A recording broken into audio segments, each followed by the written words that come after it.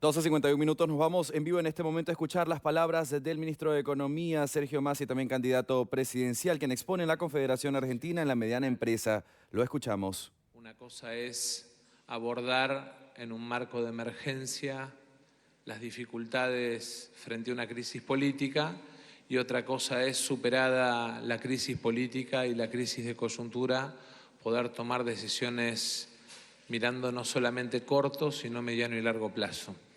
Y esa es tal vez la diferencia más importante. Una cosa es trabajar en la reparación de daño inmediato y otra cosa es planificar la construcción de mediano y largo plazo. Y así como en agosto del año pasado, producto de una crisis política y económica que tiene varias explicaciones, abandoné la presidencia de la Cámara de Diputados para hacerme cargo en un momento en el que en la Argentina se hablaba de asamblea, de helicóptero, entendiendo que había que liderar una etapa de salida de un contexto de crisis.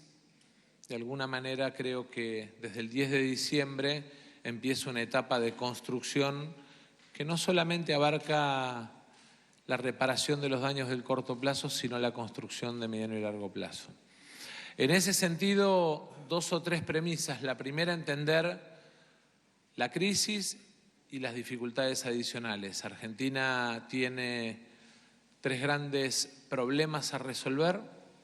El primero vinculado a la salida de dólares, que es mayor que la entrada de dólares a lo largo de nuestra historia, con crisis recurrentes. Y centralmente está explicado no solamente en el endeudamiento de las empresas privadas, como plantean algunos, o en la cesión o prórroga de jurisdicción en materia de legislación de deuda soberana, como plantean otros, sino que centralmente está planteado en que a lo largo de los años no hemos elegido tener un camino exportador consolidado que nos permita no solamente abrir nuevos mercados, sino consolidar nuevos mercados y ampliarlos. El segundo, claramente, alrededor del orden fiscal, agravado en este año por una situación extraordinaria. Argentina había planificado el 2023 sobre la base de ordenar sus cuentas, de equilibrar su balanza comercial y, desgraciadamente, la sequía más grave, más importante de la historia, que a muchos de ustedes en las economías regionales, a muchos contratistas rurales, a muchos que tienen estaciones de servicio en el interior o que trabajan en la logística de hidrovía, les impactó en el funcionamiento de su economía, centralmente porque tuvimos una caída que en términos de números explica 21.000 millones de dólares de pérdida de exportaciones.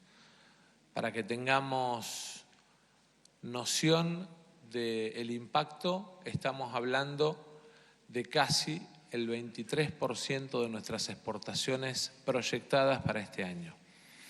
Y entonces aparecieron dificultades con las que ustedes conviven: administración de comercio, CIRA, plazos, todas esas cuestiones que tenían que ver con un objetivo central, que era no parar los niveles de producción, pero garantizar que el flujo de entrada y salida de dólares estuviera equilibrado. Y en ese sentido vaya mi primer agradecimiento a todos y cada uno de ustedes, porque a lo largo de estos 12 meses, a pesar de las dificultades, siguieron generando empleo. Argentina tuvo 12 meses consecutivos de creación de empleo que están explicados casi en un 90% en generación de empleo PYME. Y eso claramente lo que demuestra es que, más allá del contexto, cada una de nuestras pymes son actores centrales, no solamente en nuestras economías, sino en la generación de empleo en la Argentina y en términos de consolidación del mercado interno. Pero les decía que el desafío más importante que tenemos tiene 3 pilares. El primero, claramente, es vender más de lo que compramos, traer más dólares de los que salen de la Argentina, Eso requiere centralmente tener la decisión de avanzar en un mecanismo de consolidación de un proyecto exportador. Y el segundo claramente tiene que ver con el orden fiscal.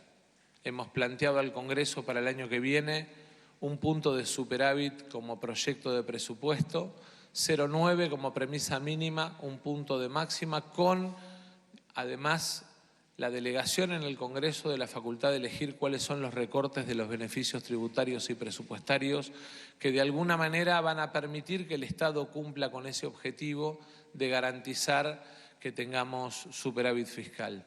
Obviamente, siempre cuando aparecen ese tipo de situaciones, aparece la puja de intereses, sectores que defienden de una u otra manera los beneficios presupuestarios y tributarios, pero claramente no está el mundo pyme dentro de esos beneficios. Cuando miramos la matriz de beneficios tributarios, el grueso de los beneficios tributarios y presupuestarios no están puestos en quienes generan casi el 70% del empleo en la Argentina, sino que están puestos en quienes generan menos del 30% del empleo en la Argentina. Un ejemplo claro y rápido: cada uno de ustedes paga impuesto a las ganancias o paga CAS sociales a la hora de liquidar mensualmente sus impuestos o paga ingresos brutos, y las empresas que activan operaciones financieras con bonos, legislación extranjera, no pagan. Y entonces la rentabilidad que puede aparecer en una operación financiera de una empresa genera, desde el punto de vista, un incentivo mucho más importante que, digamos, la realidad del contexto productivo. Primer gran desafío a recorrer desde el 10 de diciembre. Tenemos que reformar el sistema tributario en la Argentina. Primero, con simplificación.